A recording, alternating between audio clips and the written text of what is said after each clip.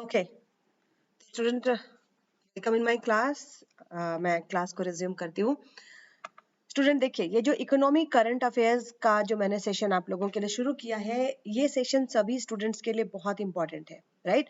खासकर उन स्टूडेंट के लिए ज्यादा इंपॉर्टेंट है जो कि अभी जीआईसी का प्रिपरेशन कर रहे हैं, या फिर जो यूजीसी नेट में अपीयर होने वाले हैं, या फिर आप लोगों में से जो यूपीएससी के लिए प्रिपेयर कर रहे हो, आप सभी के लिए ये सेशन बहुत इंपॉर्टेंट होगा।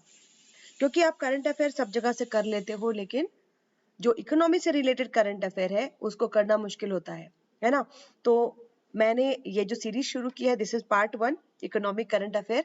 इसको मैं आप लोगों के लिए आगे भी लेकर के आती रहूंगी, और 10 महीने का 10 मंथ का करंट अफेयर आपके लिए इंपॉर्टेंट होता है।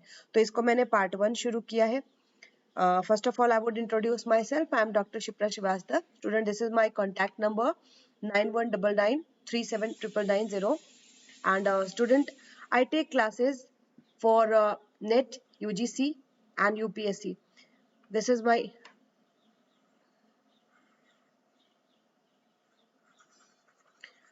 student. This is 7891851566. This is my contact number. I repeat again, 7891851566. इस नंबर पर आप मैसेज कर सकते हो अगर आपको नेट पीजीटी या यूपीएससी से रिलेटेड क्लासेस लेनी है। ठीक है, तो चलिए हम स्टार्ट करते हैं स्टूडेंट। आज का जो पहला टॉपिक है, जो पहला सेशन है, वो मैं स्टार्ट करूं। सबसे पहले मैं आपको बता रही थी स्टूडेंट, वैक्सीन प्राइसिंग या मूल्य नीति, है ना? वैक्सीन प्राइसिंग, ये टॉपिक आपके लिए बहुत इंपॉर्टेंट है। क्यों? क्योंकि कोविड-19 के टाइम में जो जो चीजें सरकार ने की है, वो सारी चीजें आप लोगों के लिए as a current affair important हो गई है। ठीक है, तो सरकार के द्वारा कोविड-19 के टाइम में जो जेनेरिक मेडिसिन थी, जो भी thank you so much student, and concentrate on the class, क्योंकि मैं बहुत दिनों के बाद चैनल पे लाइव आई हूँ। तो आप कंटेंट पर बिल्कुल ध्यान दीजिए।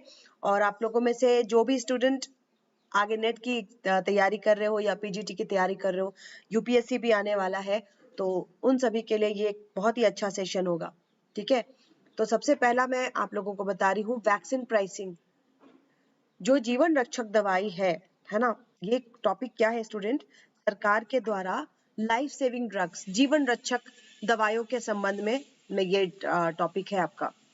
जीवन रक्षक जो दवाई है, कोविड-19 के टाइम में सरकार के द्वारा उसकी प्राइसिंग पर ध्यान दिया गया। मैंने आप सभी से एक सवाल पूछा था कि जीवन रक्षक जो दवाइयां होती है, वो किन के लिए इंपॉर्टेंट होती है ना? जीवन रक्षक दवाई जो है, उनकी मांग की लोच कैसी होती है? तो उसकी मांग की लोच जो है 1 से कम होती है, लेस देन 1, है ना? तो जिन जिन चीजों की मांग की लोच 1 से कम होती है, उनकी प्राइसिंग या उनकी मूल्य नीति का निर्धारण सरकार करना चाहती है। क्योंकि अगर सरकार नहीं करेगी, इलास्टिसिटी कम है, मांग की लोच कम है, तो अगर कीमतें बढ़ती रहेंगी तो हम प्रतिक्रिया नहीं दिखा पाएंगे, हमें महंगी दवाइयां खरीदनी पड़ेगी। इसीलिए कस्टमर को प्रोटेक्ट करने के लिए सरकार के द्वारा जीवन रक्षक दवाइयों का, ठीक है, सरकार के द्वारा जीवन रक्षक दवाइयों की प्राइसिंग की जाती है। क्लियर है? इतना तो क्लियर है आप लोगों को, है ना? स्टूडेंट, एक्चुअली मैं बहुत दिनों के बाद लाइव आई हूँ, तो आप सभी के बहुत सारे मैसेजेस आ रहे हैं। I will reply all the messages. Thank you so much. And student, आप लोगों का जो भी, मैंने आप सभी को अपना मोबाइल नंबर दे दिया है। This is 7891851566। आप लोगों के जो भी एग्जाम्स आ रहे हैं, उससे रिलेटेड मैं एमसीक्यूज, वस्तुनिष्ठ प्रश्नों की श्रृंखला भी लेकर के आऊंगी। आप अपने अपने एग्जाम्स के रिक्वेस्ट दे सकते हो, ये मैं आप लोगों को ऑनलाइन आके करा दूंगी। ठीक है, तो इस नंबर पर आप अपने अपने एग्जाम्स को भेज सकते हो। ठीक है, चलो, तो पहला मैंने आपको बताया। अब देखो, जीवन रक्षक दवाइयां जो है, उनकी मांग की लोच 1 से कम होती है, इसका मतलब कि वो बहुत इंपॉर्टेंट है, तभी सरकार उसकी मूल्य नीति का निर्धारण करती है। सरकार मूल्य नीति का निर्धारण किस एक्ट के तहत करती है, ये आपके लिए इंपॉर्टेंट हो जाता है। क्योंकि देखो, करंट अफेयर क्या था, ये कब का करंट अफेयर था, ये आपका अप्रैल 2021 है ना, मार्च अप्रैल 2021 के टाइम में इस पर आपको बिजनेस स्टैंडर्ड में बहुत न्यूज आ रहे थे, द हिंदू पर बहुत न्यूज आ रहा था, ठीक है। तो एक आप लोग इकोनॉमिक्स स्टूडेंट हो, जो भी न्यूज अगर बिजनेस स्टैंडर्ड या द हिंदू पर आता है आप उसको जरूर पढ़िए। तो ये द हिंदू और बिजनेस स्टैंडर्ड पे बहुत ज्यादा आ रहा था कि जीवन रक्षक दवाइयां जो है, कोविड-19 का जो वैक्सीन है, इसकी प्राइस कैसी होनी चाहिए, है ना, इसकी प्राइस कैसी होनी चाहिए, कितना प्राइस रखा जाना चाहिए। कीमत निर्धारण या प्राइसिंग पॉलिसी जो है वो एक अलग चैप्टर है, हम पढ़ते हैं ना माइक्रो में। तो इस पर भी चल रहा था कि कोविड-19 के दौरान जीवन रक्षक दवाइयां, उनकी प्राइस कैसी होनी चाहिए। तो गवर्नमेंट के द्वारा इनकी प्राइसिंग की जाती है। पेटेंट एक्ट 1970 के अंतर्गत 3 एक्ट का मैंने नाम लिखा है, देख लेना।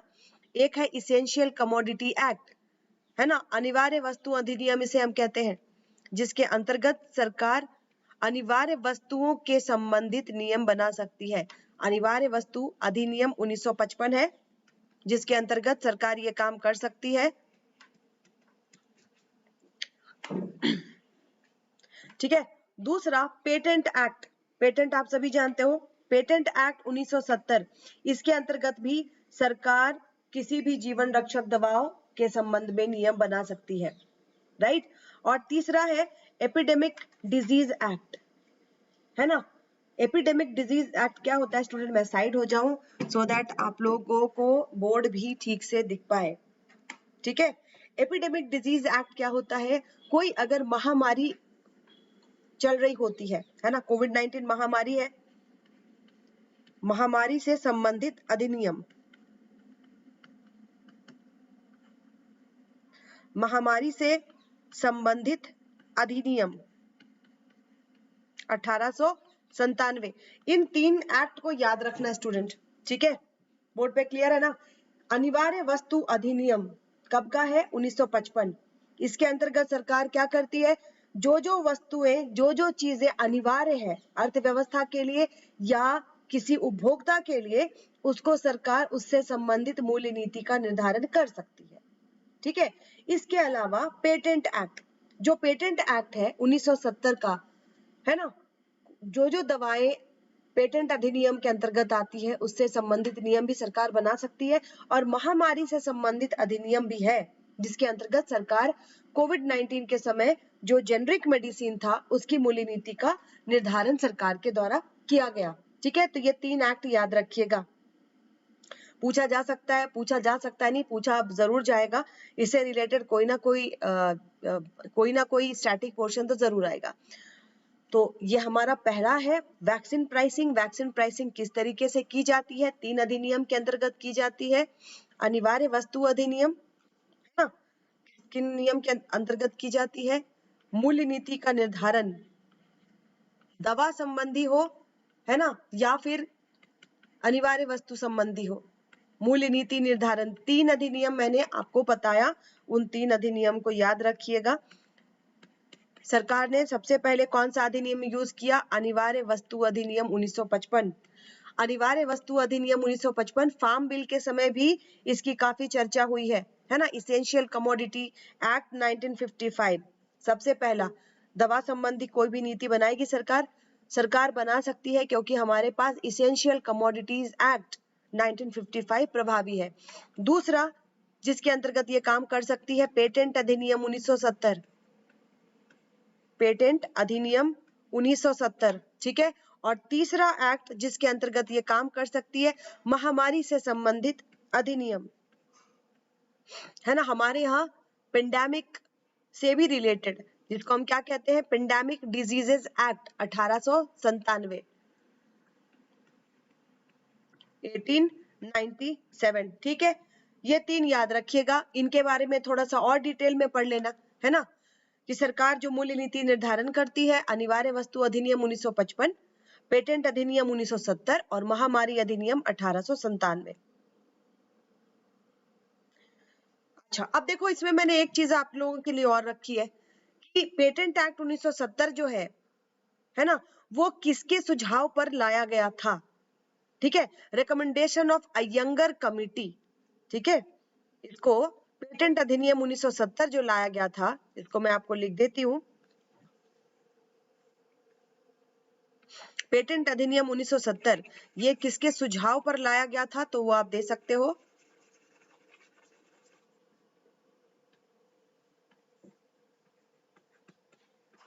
पेटेंट अधिनियम 1970 जिसके अंतर्गत सरकार प्राइसिंग करती है ना, 1970 अयंगर समिति के सुझाव पर लाया गया था।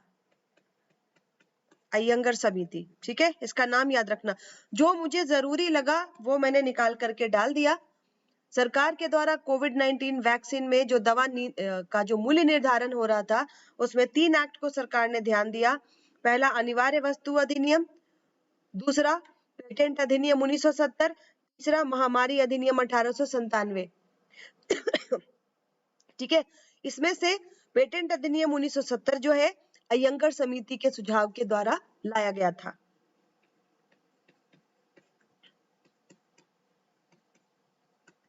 तो ये इंपॉर्टेंट चीज है, स्टूडेंट्स को ध्यान रखना, ठीक है। अच्छा, 26 मार्च 1999 पेटेंट अधिनियम भारत में लागू हुआ। 26 मार्च 1999 patent act 1999 came into force. दूसरा जो हमारा टॉपिक है स्टूडेंट, वो है आरबीआई से रिलेटेड, है ना। देखो, आरबीआई से रिलेटेड बहुत सारी चीजें आ सकती है, बहुत सारे काम आरबीआई ने किए। सबसे पहला, रेपो रेट में बदलाव करती रही है आरबीआई। इसको मैं ध्यान से समझना, इसको मैं डिटेल में बताऊंगी, इससे बहुत सारे सवाल आ सकते हैं। रेपो दर में बदलाव करती रही है, ठीक है। ये जो आरबीआई ने किया, इन्फ्लेशन के टारगेट, कीमत कितना होना चाहिए, है ना, मुद्रास्फीति का टारगेट आरबीआई ने तय किया। मुद्रास्फीति का लक्ष्य आरबीआई के द्वारा तय किया गया। रेपो दर में आरबीआई के द्वारा करके काम करना चाहिए।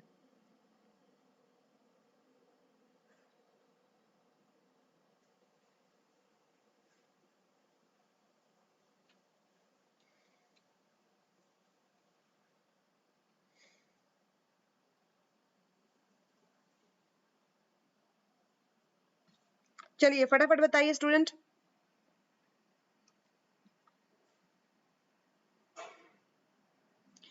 आरबीआई का वो कौन सा एक्ट, वो कौन सा अनुच्छेद है जो ये कहता है कि आरबीआई को सरकार के सलाह अनुसार काम करना चाहिए।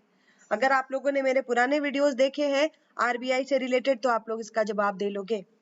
चलिए, जितने भी लोग आप लोग लाइव हो, एक छोटा सा मैं आप लोगों को इकोनॉमिक्स से रिलेटेड करंट अफेयर पूछ रही हूँ। आरबीआई का वो अनुच्छेद बताइए जिसके बारे में बहुत चर्चा में था। ये 2019 में भी इस पर बहुत चर्चा हुई, 2020 में भी बहुत चर्चा हुई, क्योंकि आरबीआई के स्वायत्तता की बात हमेशा की जाती है कि आरबीआई को स्वायत्तता दे दीजिए, अपने अनुसार आरबीआई को काम करना चाहिए। तो वो कौन सा है अनुच्छेद जिसके अंतर्गत आरबीआई सरकार के सलाह अनुसार काम करता है?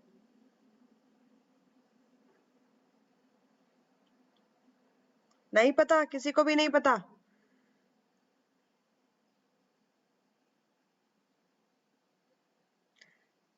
चलो मैं बता देती हूँ। आर्टिकल्स इसमें जो है अनुच्छेद 7 है ना, आरबीआई एक्ट 1934 का जो अनुच्छेद 7 should be, yes 7, very good Seema, है ना। इसके अंतर्गत कहा जाता है कि आरबीआई को सरकार के सलाह अनुसार काम करना चाहिए। तो सरकार ने क्या सलाह दिया? कीमत को नियंत्रण में रखिए, है ना। तो ये जो आपका करंट अफेयर है ये फरवरी से चल रहा है, फरवरी के पहले से चल रहा है, ठीक है। तो इसमें टारगेट कितना रखा गया? 4% ±2%।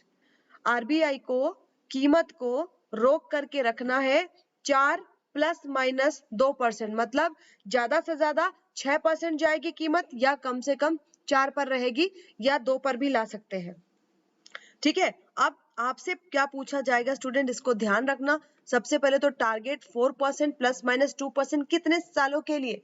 आगे आने वाले 5 सालों के लिए ये टारगेट तय किया गया है ना। ये दो चीजें याद रखना।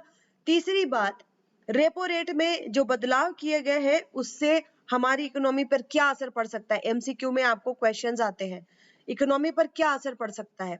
मैं आपको चार ऑप्शन दे रही हूँ, बराबर टिक करना, है ना। आरबीआई के द्वारा लॉन्ग टर्म रेपो ऑपरेशन लाया गया, रेपो ऑपरेशन लाया गया, इससे क्या प्रभाव पड़ेगा?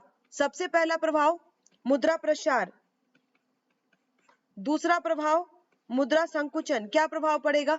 आरबीआई के द्वारा जो टारगेट रखा गया है, एलटीआरओ लाया गया, लॉन्ग टर्म रेपो ऑपरेशन लाया गया, रेपो रेट में बदलाव किया गया, है ना, मुद्रा प्रसार के लिए, मुद्रा संकुचन के लिए, मांग में वृद्धि के लिए या मांग में कमी के लिए। इस तरीके से आपको सवाल आते हैं, करंट अफेयर से भी आपको इस तरीके से सवाल सेट होते हैं, ठीक है। मांग में कमी के लिए, तो आपका ऑप्शन क्या होगा? क्या ऑप्ट करोगे? 4 में 1 और 2 ऑप्ट करोगे, या फिर 1 और 3 ऑप्ट करोगे, या फिर 1 और 4 ऑप्ट करोगे, या फिर ऑल? क्या ऑप्ट करोगे आप बताओ? आरबीआई के द्वारा लॉन्ग टर्म रेपो ऑपरेशन लाया गया है ना, दीर्घकाल के लिए रेपो दर का जो आरबीआई ने ऑपरेशन चलाया, लॉन्ग टर्म रेपो ऑपरेशन, है ना, टीएलटीआरओ मतलब टारगेटेड रेपो ऑपरेशन, ये सारे ऑपरेशन आरबीआई के द्वारा क्यों चलाए गए? आरबीआई के द्वारा जो भी काम किया गया है, एलटीआरओ हो या टीएलटीआरओ हो, 1 और 3, है ना, मुद्रा प्रसार के लिए और मांग में वृद्धि के लिए, क्योंकि कोविड-19 के टाइम क्या हो रहा है? डिमांड कम हो रही है, ठीक है। अगला एक और मैं सवाल कर रही हूं, उसको ध्यान देके जवाब देना। मुद्रा प्रसार के लिए किस तरह की नीति अपनाई जानी चाहिए? हमारे पास 4 ऑप्शंस होते हैं, ठीक है, हमारे पास 4 ऑप्शंस होते हैं। पहला ऑप्शन होता है हमारे पास संकुचनवादी, संकुचनवादी फिस्कल पॉलिसी। दूसरा ऑप्शन हमारे पास होता है संकुचनवादी मौद्रिक नीति। तीसरा ऑप्शन होता है प्रसारवादी फिस्कल पॉलिसी, और चौथा ऑप्शन हमारे पास होता है प्रसारवादी राजकोषीय नीति, ठीक है। इस तरीके से सवाल सेट होते हैं। एलटीआरओ लाया गया है, ये किस तरह की नीति है? ये किस तरह की नीति है? संकुचनवादी राजकोषीय नीति, संकुचनवादी मौद्रिक नीति, प्रसारवादी राजकोषीय नीति या प्रसारवादी मौद्रिक नीति? क्या है? लॉन्ग टर्म रेपो ऑपरेशन जो आरबीआई के द्वारा लाया गया। सवाल आपसे ये नहीं आएगा कि एलटीआरओ क्या है, आपसे सवाल ये आएगा कि एलटीआरओ क्या है, किस तरह की नीति है? संकुचनवादी राजकोषीय नीति है, संकुचनवादी मौद्रिक नीति है, या प्रसारवादी राजकोषीय नीति है, या प्रसारवादी मौद्रिक नीति है ना। मौद्रिक नीति तो है यश, लेकिन ये क्या है? एलटीआरओ प्रसारवादी है या संकुचनवादी? थर्ड होगा, है ना, प्रसारवादी। किसने बोला थर्ड होगा भाई? प्रसारवादी ये फिस्कल पॉलिसी नहीं है भाई, ये बिल्कुल नहीं है फिस्कल पॉलिसी। सब गलत, सबके ऑप्शन गलत आ रहे हैं, सबके ऑप्शन गलत है। आप लोग क्या कर रहे हो? ये मैंने आपसे पूछा आरबीआई के द्वारा जो लॉन्ग टर्म रेपो ऑपरेशन लाया गया है, वो प्रसारवादी मौद्रिक नीति है या संकुचनवादी मौद्रिक नीति है?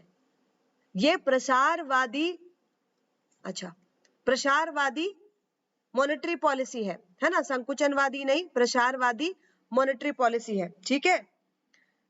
क्योंकि आरबीआई का इसमें टारगेट क्या रहा? एलटीआरओ में मार्केट में जितना से जितना पैसा दे सको। कोई भी इस पर आपके दिमाग में अगर क्वेरी चल रही हो तो आप पूछते जाना, मैं आपको बिल्कुल एग्जाम ओरिएंटेड बता रही हूँ जिस तरीके से सवाल आएंगे। कोई भी क्वेरी आती है आप पूछ लेना, कोई कॉन्सेप्चुअल क्लैरिटी की जरूरत है तो पूछ लेना, मैं भी लाइव हूँ, ठीक है। एलटीआरओ टीएलटीआरओ क्या था कि रेपो दर पर आप पैसे ले जाओ। आरबीआई ने क्या बोला? रेपो दर पर पैसे ले जाओ लंबे समय के लिए। क्लियर है? ये है क्या?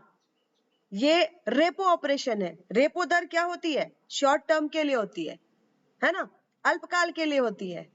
लेकिन आरबीआई ने बोला कि भाई आप लंबे समय के लिए पैसे ले जाओ क्योंकि मार्केट में पैसे की जरूरत है। तो आरबीआई बिल्कुल मार्केट में पैसे फेंके जा रही है, लेकिन वहां पर एक समस्या ने घर कर लिया था, वो था तरलता जाल। लेकिन ये तरलता जाल कीन्स वाला तरलता जाल नहीं था, ये लिक्विडिटी ट्रैप क्या था? कोविड-19 के कारण लॉकडाउन लगा हुआ था, लॉकडाउन लगे होने के कारण उत्पादन कम कर रहे थे लोग, क्योंकि बिक्री नहीं हो रही थी, लोग अपने अपने घरों में बंद थे, सामान कौन खरीदता, बिक्री कम हो रही थी, तो लिक्विडिटी ट्रैप देखी गई, तरलता जाल की समस्या देखी गई। ये तरलता जाल कीन्स वाला तरलता जाल नहीं है, लेकिन कीन्स का तरलता जाल भी पढ़ लेना, है ना, कीन्स का तरलता जाल भी पढ़ लेना। ये एक वर्ड यूज किया गया बिजनेस स्टैंडर्ड में कि money is trapped into the economy, है ना।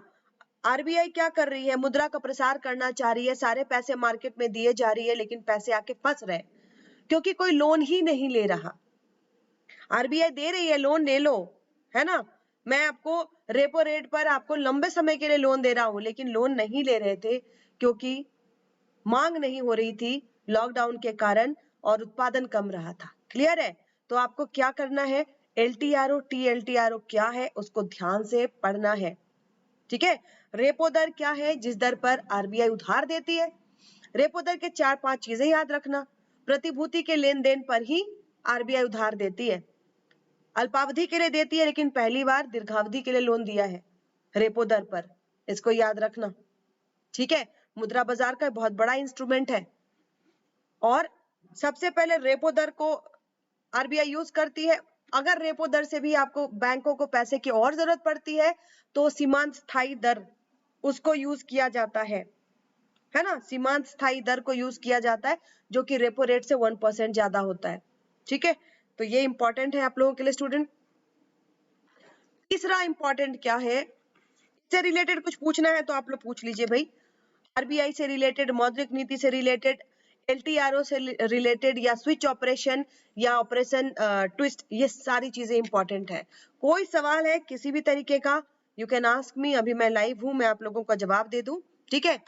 मौद्रिक नीति पूरी अच्छी से कर लीजिएगा क्योंकि कोविड-19 के टाइम में मौद्रिक नीति में बहुत बदलाव किए गए हैं, खासकर जो मैंने टॉपिक बोला एलटीआरओ टीएलटीआरओ। एलटीआरओ क्या है, लॉन्ग टर्म रेपो ऑपरेशन, कोई ज्यादा इसमें परेशान मत होइएगा, कोई बहुत बड़ी चीज नहीं है ना।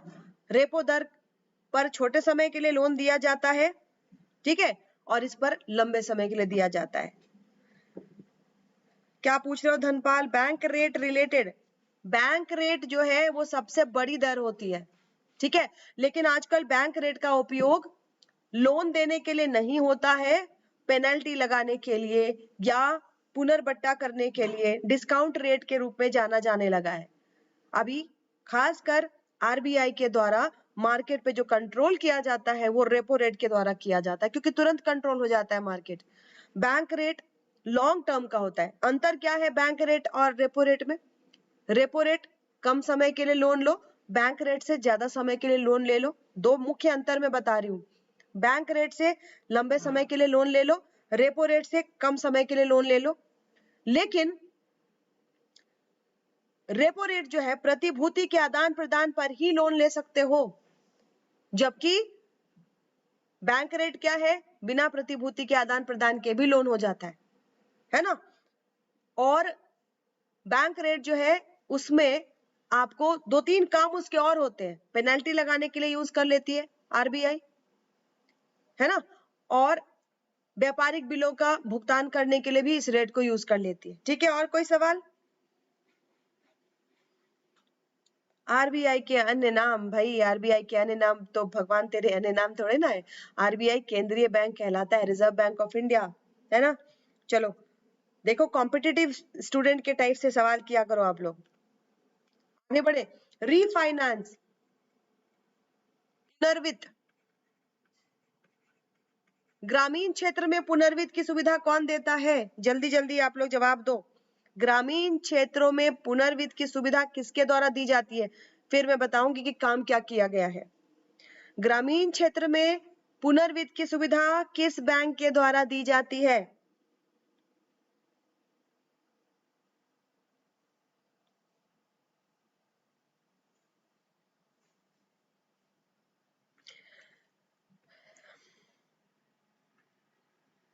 आप लोगों के जवाब बड़े लेट से आते हैं। वेरी गुड, यश, नाबार्ड, है ना। तो कोविड-19 के टाइम में सरकार ने गांवों को सुविधा देने के लिए नाबार्ड को यूज किया, ठीक है। किस तरीके से, नाबार्ड के पास एक फंड होता है, पहला आप लोगों ने जवाब दिया, मैं उसको जरूर लिखूंगी, शाबाश, बहुत बढ़िया, है ना। नाबार्ड पुनर्वित्त की सुविधा देता है, चलो मैंने लिख दिया नाबार्ड। अब दूसरा सवाल आप लोग बताओ, नाबार्ड के पास कौन सा फंड होता है जिससे नाबार्ड ग्रामीण वित्त की सुविधा के लिए लोन आगे देती है। नाबार्ड के पास एक फंड होता है जिससे नाबार्ड पुनर्वित्त की सुविधा देती है। वेरी गुड धनपाल, 1982, बहुत बढ़िया। ये तो भाई छोटे वाले सवाल है, अभी मैं करंट अफेयर बता रही हूँ, इससे उसका स्टैटिक पोर्शन बताओ। करंट अफेयर क्या है? कल्याणी नाबार्ड लिखा है अपने, नाबार्ड लिखो बच्चे, ठीक है। रीफाइनेंस देता है नाबार्ड, चलो ये मान लिया हमने, रीफाइनेंस देता है नाबार्ड।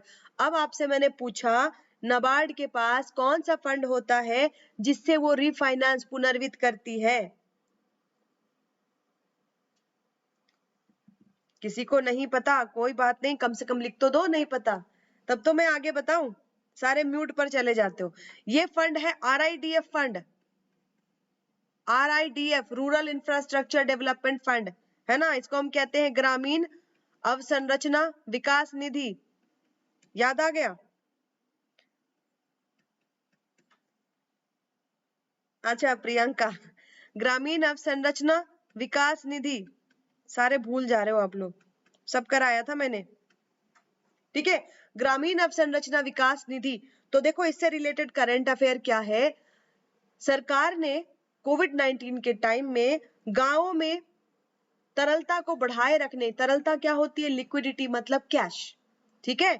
सरकार ने गांव में तरलता को बरकरार रखने के लिए, बढ़ाए रखने के लिए नाबार्ड के आरआईडीएफ फंड में पुनर्वित्त किया। आरआईडीएफ फंड में और पैसे दिए। कितना दिया? देखो थोड़ा सा याद रखना, आरबीआई ने 50,000 करोड़ फंड किसको दिया? नाबार्ड को दिया, एनएचबी को दिया और सिडबी को दिया। National housing bank, small industrial development bank of India और नाबार्ड, इन तीनों को पुनर्वित्त किया गया है, याद रखिएगा। किसके लिए किया गया है? कोविड-19 से लड़ने के लिए इन तीनों बैंकों को आरबीआई के द्वारा कोविड-19 से लड़ने के लिए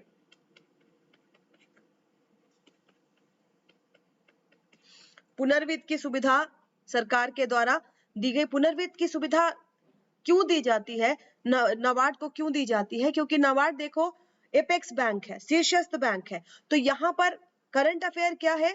सरकार के द्वारा इसमें 50,000 करोड़ दिया गया, तीन बैंकों को, नाबार्ड को, नेशनल हाउसिंग बैंक को और सिडबी को, small industrial development bank of India.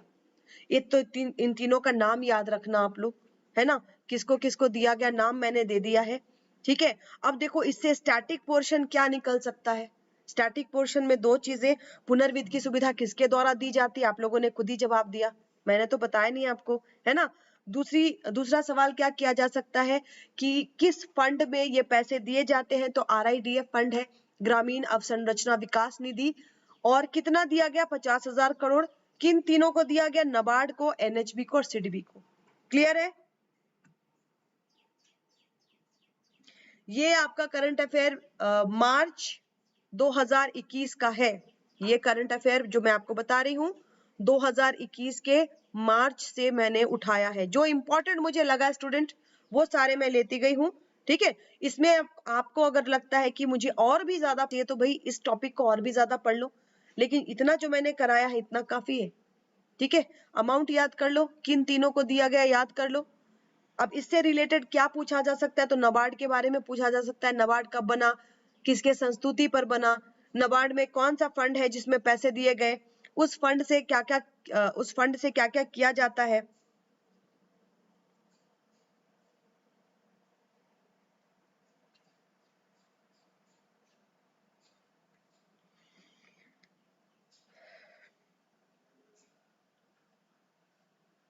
ठीक है, क्लियर ना? चलो ओके।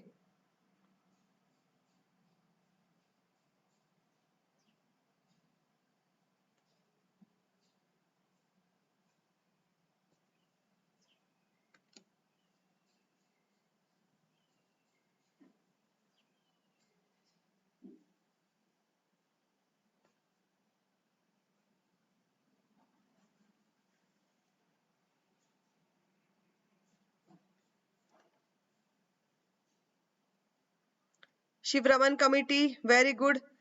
देखो मेरे स्टूडेंट्स, आप लोग जो भी मैं क्वेश्चन पूछती हूँ सारा जवाब देने को आप लोग तैयार रहते हो, वेरी गुड। अच्छा, एक और आपको ध्यान देना है, पता नहीं आप लोगों में से कितनों ने इस न्यूज पर ध्यान दिया। ये न्यूज आई थी 15 अप्रैल 2021। ठीक है, ये न्यूज क्या थी? पेमेंट बैंक पहले आपसे 1 लाख तक का डिपॉजिट ले सकते थे, लेकिन उस सीमा को बढ़ा करके, देखो सीमा तुम्हारा नाम आ रहा है इसमें, उस सीमा को बढ़ा करके 2 लाख कर दी गई। ये न्यूज आप लोगों ने देखा होगा।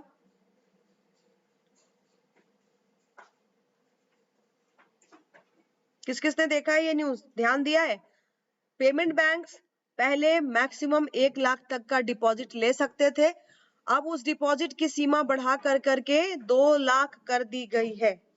2 लाख तक का जमा लिया जाएगा। ठीक है, ये हुआ है अप्रैल 2021 में। अब इससे आपका सवाल क्या क्या बनता है? सबसे पहले तो आप लोग मुझे ये बताओ, एक भुगतान बैंक होने के लिए, ये तो मैंने आपको बता दिया ना, ये तो करंट अफेयर है, इससे रिलेटेड क्या आएगा?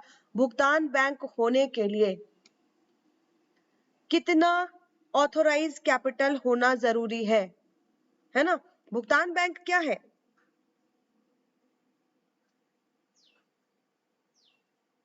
अरे नहीं धनपाल, ये मत सोच के चलो कि मार्च 2021 के पहले का आएगा। जब सवाल आते हैं ना तो स्टूडेंट चक्कर खा जाते हैं कि मैम ये तो पढ़ा ही नहीं, ये आ गया।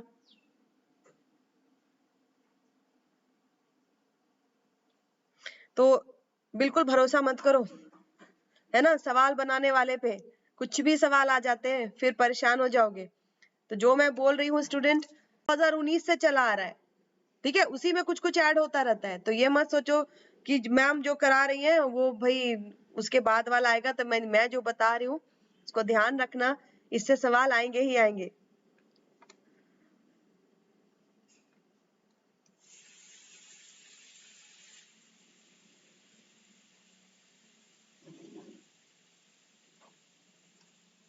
देखो मैंने लिख करके रख दिया है, गैर बैंकिंग वित्तीय संस्थाएं क्या होती हैं स्टूडेंट? इनका नाम क्या है? गैर बैंकिंग, मतलब जो बैंक नहीं है। अरे नहीं भाई रुक जाओ यश, रुको बताती हूँ, रुक जाओ, अब मुझे बताने दो। गैर बैंकिंग मतलब जो बैंक नहीं है, ठीक है, लेकिन फिर भी बैंक की तरह काम करती हैं। ये क्या है? ये कंपनी है, बड़ी बड़ी कंपनी है जो कंपनी अधिनियम 1956 के अंतर्गत रजिस्टर्ड है। गैर बैंकिंग, अब इनके आगे क्या जुड़ गया है? वित्तीय संस्था, मतलब ये सारा वित्तीय काम देखेंगी जैसे बैंक भी देखती है। ठीक है, गैर बैंकिंग वित्तीय संस्था में उदाहरण दो। नेशनल, और क्या क्या आ सकता है? दीवान हाउसिंग फाइनेंस लिमिटेड हो गया, कार्वी हो गई, है ना, बड़ी बड़ी कंपनीज है जो कंपनी अधिनियम 1956 के अंतर्गत रजिस्टर्ड है। अब ये आरबीआई से अपने आप को रजिस्टर करवाती है। रजिस्टर करवाने के लिए इनके पास 200 लाख या 2 crore minimum net owned fund होना चाहिए। कितना होना चाहिए? 200 लाख या 2 करोड़ का अगर इनका नेट फंड है तब ये रजिस्ट्री करा सकती है। ठीक है, 200 लाख या 2 करोड़, नहीं साक्षी, 200 लाख या 2 करोड़।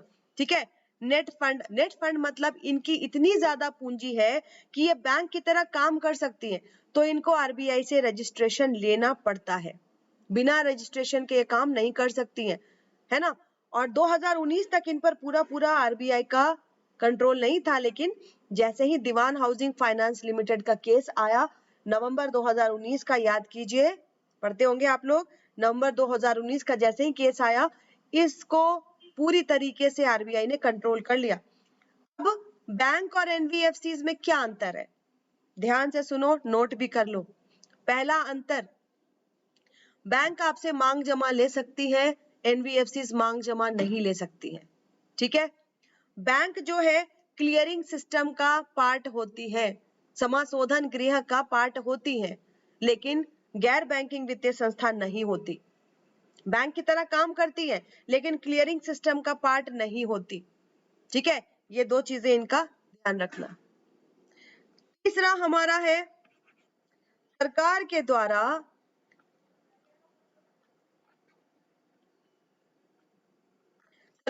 द्वारा स्ट्रैटेजिक डिसइन्वेस्टमेंट, विनिवेश, इस पर एक न्यूज, ये न्यूज आपको 25 अप्रैल 2021 का है। ठीक है, अप्रैल 2021 का ये न्यूज है। विनिवेश से संबंधित सरकार के द्वारा आईडीबीआई के विनिवेश की बात की गई है ना। स्ट्रैटेजिक डिसइन्वेस्टमेंट, मैंने क्या बोला, एक वर्ड यूज कर दिया जाता है और स्टूडेंट पर प्रेशर बढ़ जाता है। सरकार ने एक वर्ड यूज कर दिया, स्ट्रैटेजिक डिसइन्वेस्टमेंट करेंगे, किसका, आईडीबीआई का। ठीक है, स्ट्रैटेजिक मतलब एक नीतिगत विनिवेश की बात की जा रही है। नीतिगत विनिवेश का मतलब क्या होता है? हाँ जी, एलआईसी का भी हो रहा है, एलआईसी, आईडीबीआई, इन दोनों का। तो नीतिगत विनिवेश क्या होता है? नीतिगत विनिवेश का मतलब होता है एक नीतिगत पार्टनर ढूंढ करके उसी को वो वाली इकाई बेच दी जाए। ठीक है, कोई एक स्ट्रेटेजिक पार्टनर ढूंढ कर करके उसको उसके शेयर्स बेच दिए जाए 50% तक। ठीक है, कितना? 50% तक, क्योंकि 50% से ज्यादा अगर सरकार कर देती है तो ओनरशिप चेंज हो जाता है। मैंने आप लोगों को बताया है विनिवेश और निजीकरण दोनों अलग है ना। विनिवेश और निजीकरण दोनों अलग है।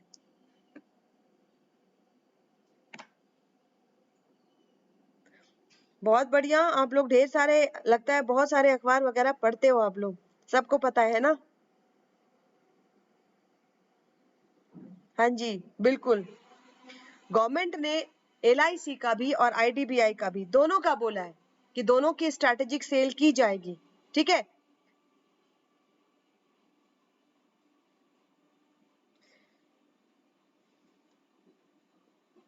हाँ जी, बिल्कुल।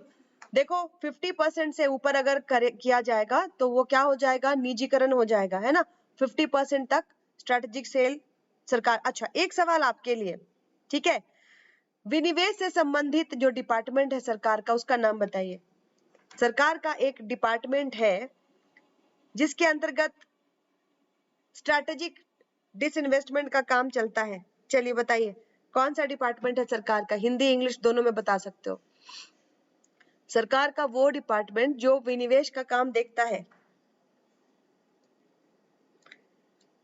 देखो मेरे पढ़ाए हुए स्टूडेंट अगर इसमें हैं तो वो बता लेंगे, क्योंकि मैंने आप सभी को बताया था विनिवेश का काम देखने के लिए सरकार का एक डिपार्टमेंट है जो ये काम करता है, आपको वो बताना है।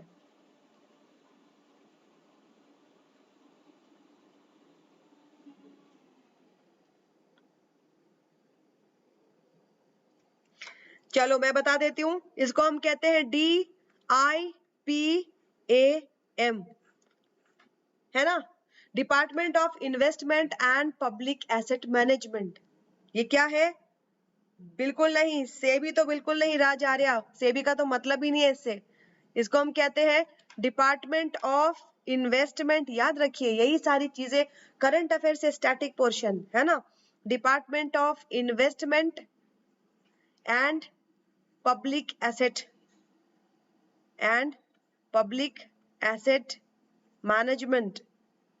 ठीक है, ये विभाग रिस्पॉन्सिबल होता है, इस विभाग के द्वारा ये विनिवेश के काम देखे जाते हैं। ठीक है, चलो बढ़िया।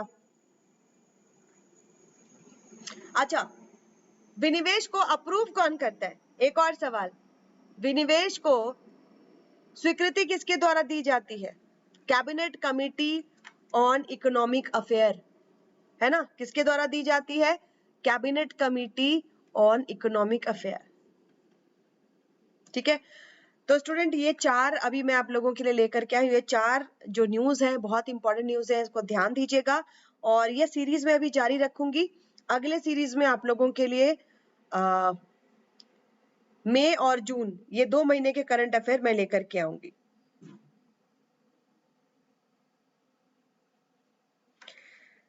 Economic topic wise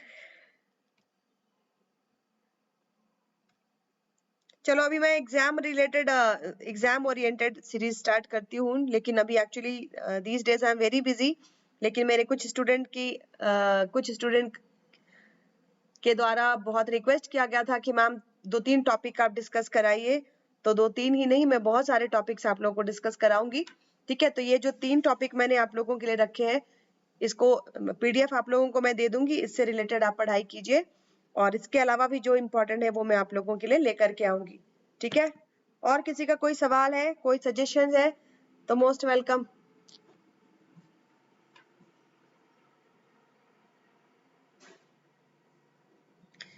current affair कब से कब तक आएगा, देखिए इसमें मैं आपको बता दूं, कोई श्योरिटी नहीं रहती, लेकिन एग्जाम से पिछला 6 महीने का करंट अफेयर पढ़ लेना सेफ रहता है, राइट।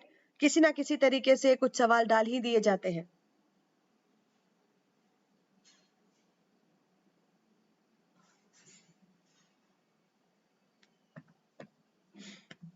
और किसी का कोई सवाल है स्टूडेंट तो बताइए, या फिर किसी एग्जाम से रिलेटेड कोई भी एमसीक्यू करानी है तो आप मेरे नंबर पर मैसेज कर दे। Student, this is my number 7891851566। You can message on this number.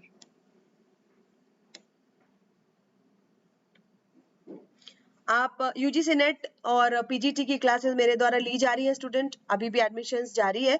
You can message me on this number 7891851566। Foreign trade का आद्यतन आंकड़ा, ओके, फॉरेन ट्रेड का आद्यतन आंकड़ा डेली पढ़ाया करूं, चलिए ठीक है, आई विल ट्राई, मैं डेली आ सकूं लाइव। ठीक है स्टूडेंट, तो अभी से मैं कोशिश करती हूँ, पहले मुझे ये करंट अफेयर करा लेने दीजिए।